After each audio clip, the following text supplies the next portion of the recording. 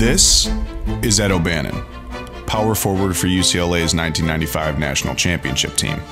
And this, of course, is Nick Saban, the greatest coach in college football history and leader of the dominant Alabama Crimson Tide dynasty. What the hell do these two have in common? Well, in 2014, when a class action lawsuit filed by O'Bannon sought to break the shackles placed on student athletes by the National College Athletic Association, Saban's dynasty, the landscape of college football, and amateur sports would change forever. So much so that the fallout from the lawsuit led to consequences that even O'Bannon himself may not have intended. But we'll get back to that later. This story begins far away from O'Bannon and the bright lights of Los Angeles. It starts at a college town in the heart of SEC country, where professional football is an afterthought and national titles are all that matter. In 2006, times were tough in Tuscaloosa for the Crimson Tide. Alabama had just completed their 17th consecutive season without an SEC title, their longest such drought in school history. The Tide finished at or below 500 for the third time in 4 years, and as a result, fired head coach Mike Shula. Alabama football desperately needed an infusion of tenacity and leadership at the head coaching position, things they had sorely lacked since the days of Gene Stallings and the legendary Bear Bryant. Athletic Director Mel Moore, a former offensive coordinator for the Tide in the 90s, was tasked with finding a new head coach who would help turn the Tide back to their winning ways. After a thorough search, Moore landed on one Nicholas Lou Saban Jr., former NFL head coach of the Miami Dolphins, and of LSU's 2003 national title team. After returning to the college ranks to lead the Tide, Saban had his work cut out for him, and taking over a struggling team certainly came with growing pains. In Saban's first season, the Tide didn't improve much from 2006, finishing with a 7-6 record and a win in the Independence Bowl. But after some time to get his feet wet in Tuscaloosa, Saban started doing what he did best: recruiting. Nick's first class with Alabama finished 12th in the recruiting rankings, a class that included 2009 SEC Defensive Player of the Year Rolando McClain and NFL star Kareem Jackson. As a result, the Tide improved drastically in 2008, finishing 12-2 and making their first SEC championship game appearance in nearly 2 decades. The next season, after signing superstars Courtney Upshaw, Dante Hightower, Mark Ingram, and Julio Jones, the Tide had officially turned. Alabama rolled to a 14-0 record, and Saban won his first national title as head coach of the Tide, simultaneously becoming the first coach in Division I college football history to win a title with 2 different schools. Over the next 3 seasons, Bama would finish with a staggering 35-5 record, including back-to-back national titles in 2012 when they avenged their loss to LSU with a dominant defensive performance, winning 21-0, and in 2013 when they rolled over Manti Te'o and Notre Dame 42-14. While Alabama's success had returned, Saban was never satisfied. The Tide continued dumping massive sums of money into new state-of-the-art facilities and developing innovative training programs that help players reach the NFL level at a jaw-dropping clip. The team achieved unmatched success in college football, but Saban didn't settle for being the standard. He continued to reset it.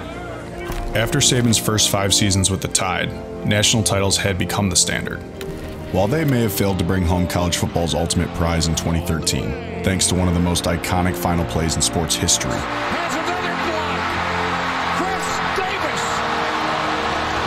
and in 2014, when they lost to an uber-talented Cardell Jones-led Ohio State team, Nick's generational recruiting run continued. In Saban's first 8 years with Alabama, he brought in 7 top 5 classes, including 4 straight #1 overall groups from 2011 to 2014. The championship pedigree had been successfully built. The facilities and training programs were the best in the country, and Saban had staked his claim as the official NFL pipeline. Saban's dominance over college football recruiting had officially been asserted, but that same year, the greatest threat to Nick's dynasty was born, and was lurking in the shadows, waiting to take him down. Across the country, in Northern California, former UCLA power forward Ed O'Bannon had grown beyond frustrated with the NCAA. O'Bannon was a star on UCLA's 1995 championship team, and after his college career ended, was the 9th overall selection by the New Jersey Nets in the 1995 NBA draft. Ed's NBA career was short-lived, however, only playing 2 years before moving overseas, where he played another 8. In 2009, well after his playing days were over, O'Bannon noticed something rather peculiar. While playing with his 1995 UCLA Bruins team in EA Sports NCAA Basketball 2009, Ed recognized a bald-headed power forward wearing the number 31, who, in the game, was nameless. That player, Ed realized, was himself. The video game had used his image and likeness, but not his name, and in return, he had received zero compensation for it. In other sports video games, like Madden and NBA 2K, professional players receive compensation for being featured in the game. But due to amateurism in college sports at the time, players featured in college video games were unable to be compensated due to NCAA rules. These rules, while different in practice, are similar in nature to the same rules that took away Reggie Bush's Heisman in 2010 and led to a 5-game suspension of Terrell Pryor a year later. Bush had received compensation from Lloyd Lake under the agreement that he'd sign Lake as his sports agent when he turned pro, and Pryor was suspended for selling sports memorabilia he had accrued while playing at Ohio State. Simply put, college players were not allowed to receive any form of compensation, financial or otherwise, in return for their performance on the field, or their name, image, and likeness off of it. These rules angered Ed, and as a result, he filed an antitrust class action lawsuit against the NCAA, claiming they had violated the Sherman Antitrust Act prescribing the right to free competition, and that the NCAA had deprived him of his right to publicity. During Alabama's dominant run, O'Bannon was assembling a team of high-profile athletes to join his lawsuit, including Hall of Famers Oscar Robertson and Bill Russell, as well as almost 20 other former student athletes. In June of 2014, the trial was finally heard, and closing statements were submitted on July 10th. On April 8th, the verdict was rendered, and Judge Wilkin ruled the NCAA had indeed violated antitrust law. Wilkin stated that schools should be allowed to provide full tuition, room and board costs, as well as up to $5,000 in a trust per student athlete per year of eligibility. The NCAA appealed all the way up to the Supreme Court, but the Supreme Court denied their appeal, and the NCAA, as well as EA Sports, were required to pay $42.2 million to the plaintiffs, roughly $4,000 per individual. The immediate fallout was significant, but the impact this court case would have down the road was far greater than a $42.2 million payout, as this case would ultimately change college sports forever. While all of this was going on, Bama kept rolling. In the 2015-16 season, Bama was back to the national title. In the college football playoff semifinal, they rolled Michigan State 38-0 on the back of Heisman Trophy winner Derrick Henry to reach their 4th national title in 7 seasons, where they matched up against former Saban assistant Dabo Swinney, quarterback Deshaun Watson, and the Clemson Tigers. The game was an instant classic, with both teams trading blows, but ultimately, Alabama's elite recruiting over the past several seasons proved too much, as they outlasted the Tigers 45-40 to bring home Saban's 4th national title in as many tries with the Tide, pulling Nick within 1 championship of Bear Bryant. While Saban's run up to this point was already stuff of legend, 2016 was just the beginning. In the 2016-17 season, Alabama was back in the title game after soundly beating Washington 24-7, where they faced Clemson in round 2. In another hotly contested matchup, Clemson got the best of Bama, when Deshaun Watson hit Hunter Renfrow with 1 second left on the clock to put Clemson up 35-31. In 2017, the Tide were back in the college football playoff again, this time facing Clemson in the semifinals, where they won the grudge match in the best of 3, 24-6. In the title game, they had a matchup against another former Saban disciple, Kirby Smart, and the Georgia Bulldogs. After trailing 13-0 at halftime, and with Jalen Hurts in the offense struggling, Saban made an unprecedented move. He benched Jalen in favor of freshman Tua Tagovailoa. The Tide roared back, putting up 20 points in the second half, and after holding Georgia to a field goal on their first possession of overtime, Tagovailoa and Devonta Smith won the national title in the game's final play. 2019 was a significant year for Saban and the Tide, but not in the way most would think. Alabama's season was a bit of a letdown. Hero of the national championship game and superstar quarterback Tua Tagovailoa struggled with injury, an injury that proved too great for the Tide's all-world recruiting to overcome. They lost to an all-time great LSU team led by Joe Burrow and Ed Orgeron, who inevitably went on to win the national title. And Alabama finished with an 11-2 record, missing the playoff and national title for the first time in 4 seasons. But the bad news didn't stop there. That same year, after many other class action lawsuits had been filed against the NCAA, Judge Wilkin ruled against the NCAA once again, allowing student athletes access to exclusive college benefits. While not overly significant at the time, it allowed schools to offer higher value athletic scholarships, effectively paving the way for future NIL cases to be heard. In 2020, after the slight downturn, the Tide were back in form. In a season marred by the coronavirus outbreak, the Tide would not be deterred. They rolled through their schedule, making another college football playoff semifinal, where they handled Notre Dame once again, 31-14, and capped off their perfect season with a national title win over Ohio State in a dominant 52-24 performance, pulling Saban in front of Bear Bryant for the most national titles as a head coach, with 7 overall. After their historic 6th national title in 12 seasons, Alabama and Saban would finally meet their maker in 2021. The Tide team continued to cruise, finishing 11-1 in the regular season, needing a win over Georgia in the SEC title game to make the playoff. The Tide won handily, thanks to all-world play from star quarterback Bryce Young and speedy receiver Jameson Williams. In the semis, they faced a stout Cincinnati Bearcats team, led by star cornerback Sauce Gardner. The Tide, however, were too much for the Bearcats to handle, and Alabama was back in the national title, set for another matchup with Georgia. This time, there would be no halftime adjustment to put Saban and the Tide over the top. Superstar receiver Jameson Williams tore his ACL in the second quarter, and without him, the Bulldogs were too much for Alabama, cruising to a 33-18 victory for Kirby Smart's first national title and victory over his mentor. The national title loss wasn't the only bad news for Bama, however. Prior to the 2021-2022 season, the Supreme Court affirmed that student athletes were eligible for paid endorsements, sponsorships, and could hire an agent. Name, image, and likeness had finally taken its first breath, and, in effect, changed college sports forever. With the addition of NIL, in combination with the transfer portal, college sports had now become professionalized, with NIL serving as contracts and the transfer portal as free agency. In many instances, players would attend schools for a season or two, and then after achieving some success, would transfer to a powerhouse for increased exposure, or in the case of Quinn Ewers, for even more lucrative NIL deals.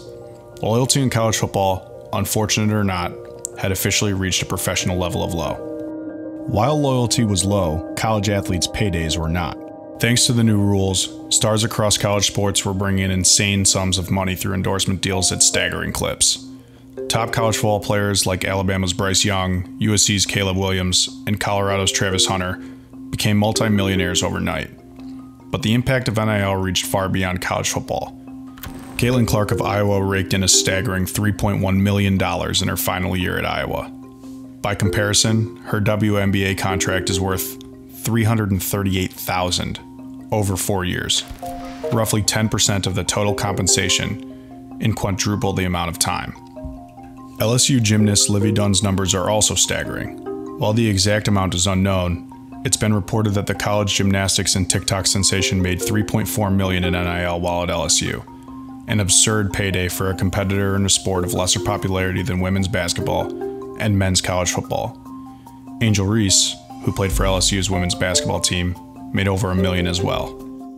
Overnight, NIL packages for student athletes had become insanely lucrative, so much so that the money made from staying in college far exceeded that of going pro, unless you are a first-round pick in the NFL, NBA, or MLB draft. Beyond the contracts many student athletes had signed, the reinstitution of arguably America's favorite sports game, EA Sports College Football, returned thanks to NIL. The main reason behind the court proceedings of NIL, the college sports video games, had at long last finally returned. Players were compensated $600 and a copy of NCAA 25 for being featured in the game. And to top it all off, Reggie Bush finally got his beloved Heisman back. the NIL story had come full circle. With all of this happening off the field, the impacts on the field were far-reaching. Because of the transfer portal and NIL, traditional recruiting powerhouses like Alabama no longer brought in all the best recruits season after season. While Alabama continued recruiting at a high level after NIL was instated, the sizable gap Saban and the Tide had built started to narrow. As a result, other schools with deep pockets, who were traditionally lower on the recruiting rankings, were able to compete. In 2022, Texas A&M brought in the top class, their first ever since the inception of the 24/7 and Rivals recruiting rankings. Their arch-rival, Texas Longhorns, another historic program loaded with connections that have deep pockets, saw a massive spike in their recruiting outcomes post-NIL. From 2015 to 2021, Texas's average recruiting class ranking was just over 10. From 2022 to 2024, the Longhorns have had 3 straight top 5 classes, including the #1 overall recruit in 2023, Archie Manning, son of Cooper and nephew of Peyton and Eli Manning, whose $3.8 million NIL valuation in 2023 was reportedly second to only Bronny James. Clemson was a team that had become a recruiting powerhouse under former Saban assistant Dabo Swinney. Swinney has been very outspoken about NIL and highly critical of player compensation, stating that college football has lost its way with NIL. From 2018 to 2021, Clemson capitalized on their strong performances and averaged a recruiting class ranking of just over 6. But since NIL came into the fold, the Tigers have had one top 10 class, where they ranked 10th in 2022. As a result, the rest of college football caught up to the Tigers, and in turn, caught Bama. Bama, however, continued to recruit at an incredibly high level after NIL, but their player culture began to waver.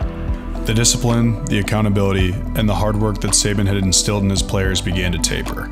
NIL earnings, as opposed to national titles in the NFL draft, had become the new focus of Saban's college athletes. With the playing field evened and Georgia's rise as a national powerhouse, the tide became slack. Even with superstar players like Bryce Young and Will Anderson Jr., the Tide failed to achieve the success they had grown accustomed to. After losing to Georgia in the 2021 title, Bama's stranglehold on college football had officially loosened. The next year, the Tide lost twice in consecutive seasons for the first time in nearly a decade, when they lost to Tennessee and LSU, and missed the SEC title for the second time in 4 seasons, another rarity in the Saban era. With NIL in full swing and the transfer portal acting as free agency, college football had officially changed forever. Young and Anderson left for the NFL draft, and the next wave of Bama stars stepped up. In 2023, Saban embarked on his 17th season with the Tide, and struggled throughout the season. They lost to Texas at home 34-24 in their second game, a type of game that Bama historically dominated on neutral site fields in years past. In the following game, the Tide also struggled against South Florida, only putting up 17 points, and Jalen Milroe, starting quarterback, was benched. The season started to feel as though Bama had officially lost their touch. After that game, however, something clicked. Milroe was back in the starting lineup, and the offense started to hum. Bama rattled off 9 straight wins, capped off by an instant classic victory over Auburn in the Iron Bowl. In the 2023 SEC Championship game against Georgia, Bama needed a win to get into the playoff. Bama jumped on the Bulldogs after going down 7-0 early and built a 10-point lead going into halftime. The Tide would hold on to win in the second half, 27-24, ending the Bulldogs' 29-game win streak. In the college football semifinals, the Tide faced Michigan in the Rose Bowl, and the game lived up to the hype. Both teams traded blows in the first quarter, and Michigan took the lead 13-10 at half. After a scoreless third quarter, Bama rattled off 10 straight, taking a touchdown lead, and their performance began to look reminiscent of Tide teams in years past. But their defense would loosen.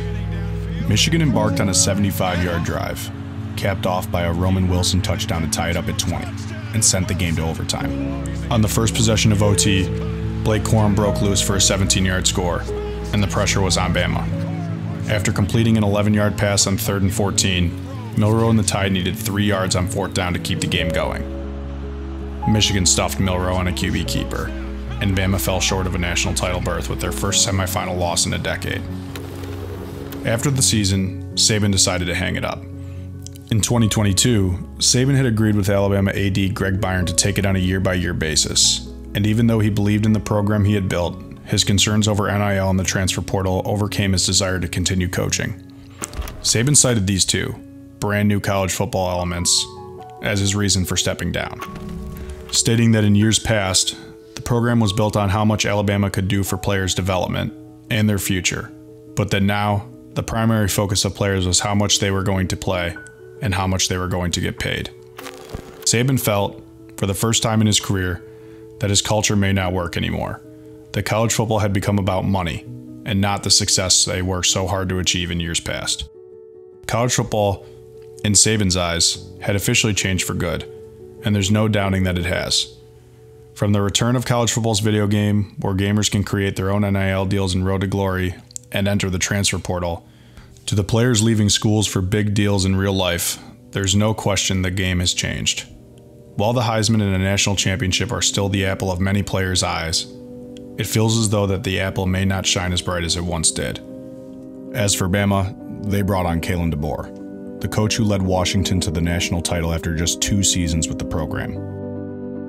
It appeared as though Bama was in good hands, even with the impossibly large shoes Saban left to fill. But after a substandard start to the season, it looks as though those shoes might be bigger than anticipated. Only time will tell if Bama can remain a powerhouse, but there's no question that Saban will be missed, and the game of college football has changed forever. Thanks for watching. If you enjoyed this video, please don't forget to like and subscribe. Also, if you enjoy football stories like these, click the link in the description to subscribe to our weekly newsletter, where we'll be sharing more football stories and discuss weekly football news in both college and the NFL.